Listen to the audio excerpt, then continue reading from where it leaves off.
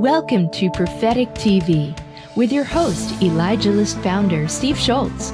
Prophetic TV is a production of Elijah List Ministries. To find out more, log on to prophetic.tv. Filling in for Steve as guest host is Albany Vineyard Christian Fellowship pastor Denny Cline. Denny's guest today is prophetic author, speaker, and president of Glory of Zion International Ministries, Chuck Pierce. Hey, Chuck. Danny, Welcome to Albany. So great to be with you, Danny. It's really good to have you here. We appreciate you being here every time you've come, and this is a thrill for us to have you here this week again.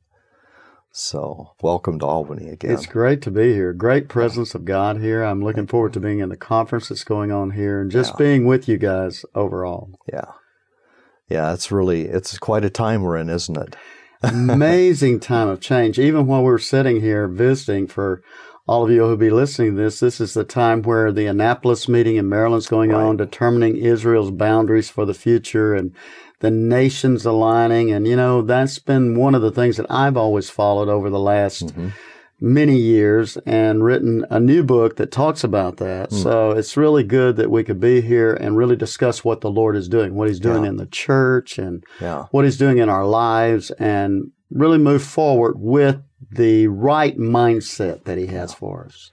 Yeah, these are amazing times. It seems like we're accelerating, but at the same time, there's things we're waiting for. It's like, come on, Lord.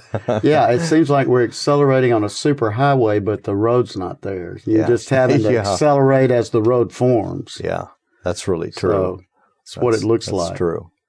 Well, I've been going through your new book, God's Unfolding Battle Plan, and this is really for the years ahead. And there's some really interesting things in there that stirred me. Well, you know, I wrote the book, Future War of the Church, which came out before 9/11 happened. Right. And it came out in May. And so that book was written to take us through the 7 years that leads us up till September 2008. And this book, then, we knew that we had to have this book ready to start giving God's people a right perspective of how the battle unfolds. And, you know, a lot of times we don't like to think from a concept of warfare, but it's the reality is we're in a conflict in the world around us. So because we're in a conflict in the world around us, we want to have the kingdom perspective over how we operate in the midst of that conflict. Right.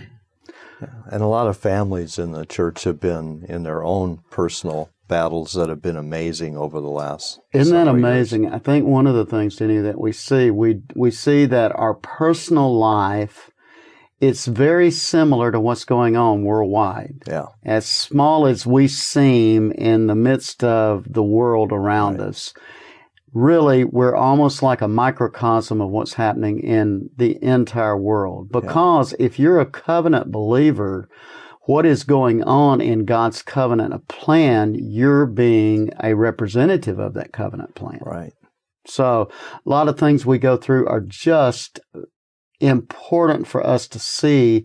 And a lot of people think, well, if we could just speak by faith and everything just move out of the way and never happen. But a lot of times faith is used to get us through these things. Yeah.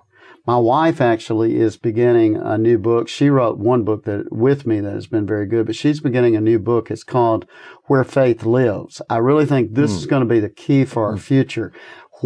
How are we walking in faith in the midst of the changing world around us? Yeah. Well, some of these issues, one of them which of course Dutch brought up in the conference last night, was the whole issue of the Baal profile and that coming down and being defeated. And that's working itself out in people's personal and daily lives in a major way too. A lot of the issues surrounding that. Because, you know, it's amazing how with the cosmos around us, Satan is the prince of the power of the air. So what he tries to do is take the blueprint of the world and what the world is doing and pre-impose it on us. It's like he takes the hologram of the world, or holograph of the world, and tries to mold us into it. Right. That's what Romans 12:1 and 2 is about. Don't be conformed to this world, to its blueprint, but be transformed by the renewing of your mind. And so it's amazing how so many issues that I know this has been a year of where Dutch Sheets has just targeted the Baal system, I know in our nation particularly, that we are seeing how so many idolatrous forms has tried to stop God's people from moving into everything that he has for them. Yeah. And I feel like we're being delivered. I feel like we're moving forward. I feel like we're coming into this year, which is probably one of the most key times in the last 3 generations that we have known.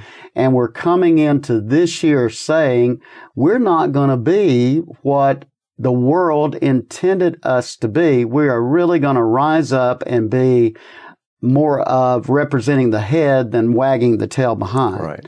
So it's really exciting, even though we're all going through some hard things. It's really exciting to see what the Lord's doing with us. Yeah.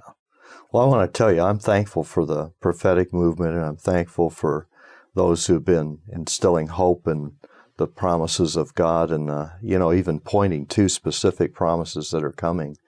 And but I do think that a book like this and the strategies that are in it are really needed right now to actually.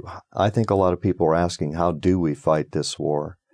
Because how do we stand in the midst of it? Yeah, because we've had so many different models and talk about what spiritual warfare is. And yet I think a lot of God's people are asking, we want to know how to do this right and when.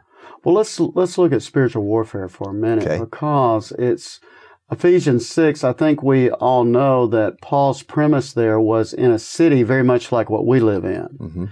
I mean, you had Ephesus that was filled with occult. People were starting to get saved in it. He had to establish the church there. He had to create a foundation that would allow God's people to move forward in the midst of a changing society. So it's very similar to what we all live in right now. And then he said, once that you enter into Revelation, if you'll just take that whole book in a capsule, he was saying, let the spirit of revelation rest on you. I'm going to pray and intercede that it rests on you fully.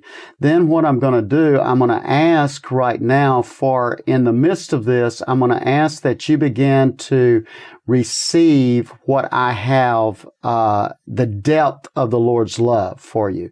Then I'm going to ask you to look at the government. And then finally, once you get your relationships intact, stand against the powers and principalities, the atmospheric governmental structure of the enemy that's going to try to take you out. Right.